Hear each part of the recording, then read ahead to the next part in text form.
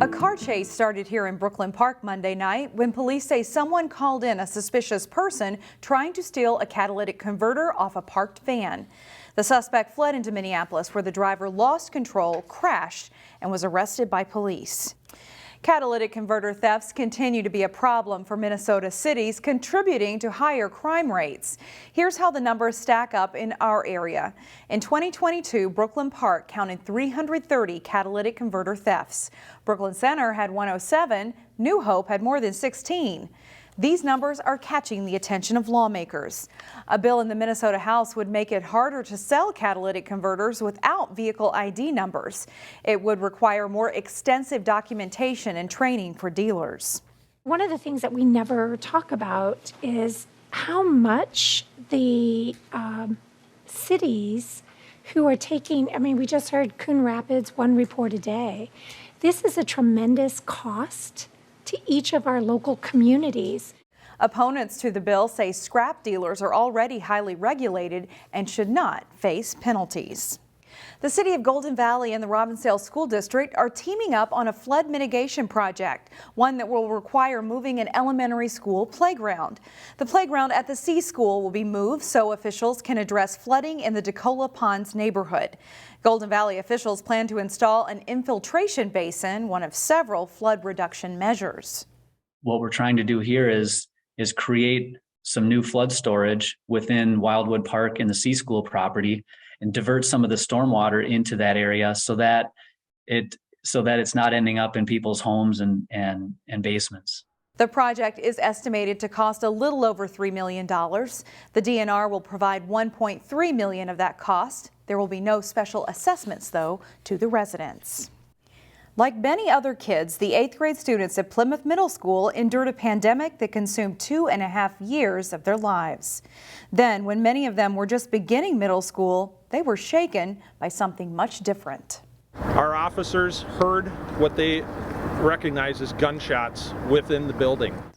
The shooting happened less than 2 years ago. Fortunately, no one was hurt. Last year, Plymouth Middle School students almost didn't get to perform their musical because of a spike in illnesses. This year, however, a sigh of relief. As Corey Bork reports, the students have taught us a lesson all of us can embrace. Aprina! Here! Yes! For these Plymouth Middle School students, we are going to be starting by working through Act 2. Showtime is almost here. Hey everybody, we're going to try that again. Students are getting ready to perform Newsies Junior. Newsies about kids who are done being treated unfairly. For these students, unfair is kind of like how the last couple of years felt. I kind of call these kids the phoenixes. There's been a lot of ashes and they're coming through and making something really beautiful as a collective. Now, anticipation is in the air.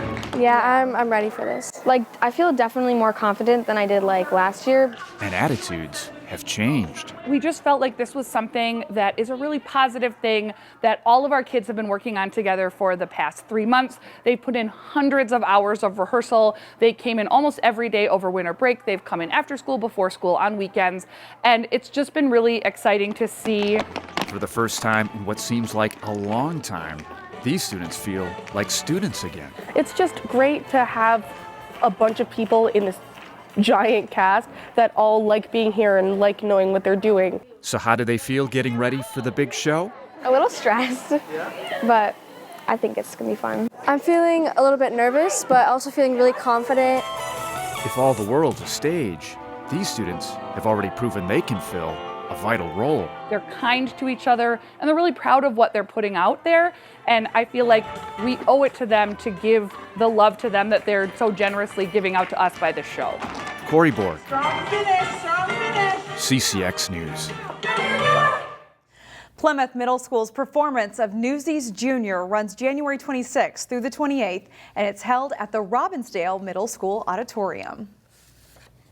There's a new fresh take on seafood in our area. In this week's edition of Takeout Tuesday, Delane Cleveland introduces us to a Plymouth restaurant that offers some of the best food South America has to offer.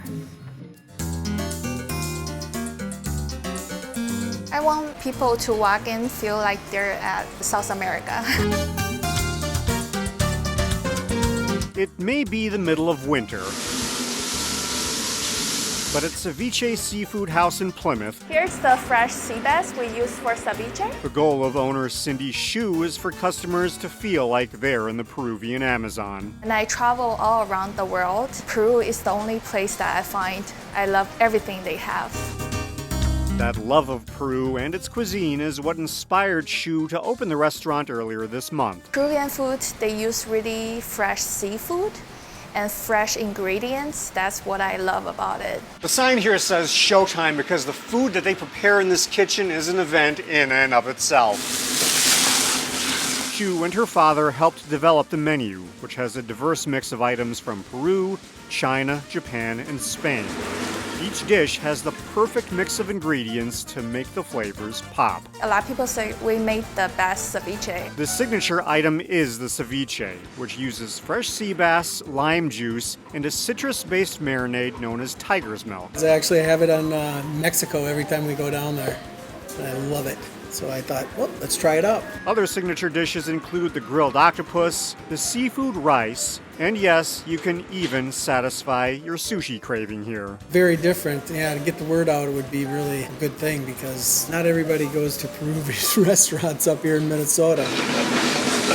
Customers will feel the warmth the moment they step foot into Plymouth's newest dining establishment, a must-try destination for any seafood lover. I want more people to try the healthy and yummy food. In Plymouth, Blaine Cleveland, CCX News.